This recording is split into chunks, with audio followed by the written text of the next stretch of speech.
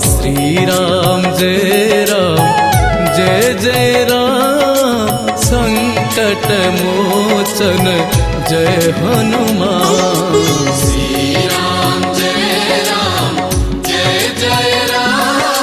संकट मोचन जय हनुमान।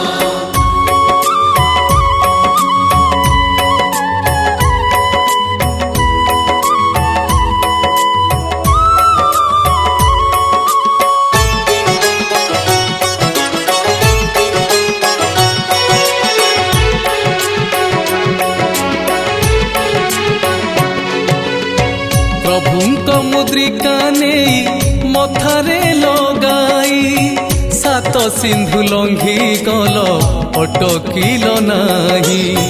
जेमिति कठिन कष्ट काम आसु पछे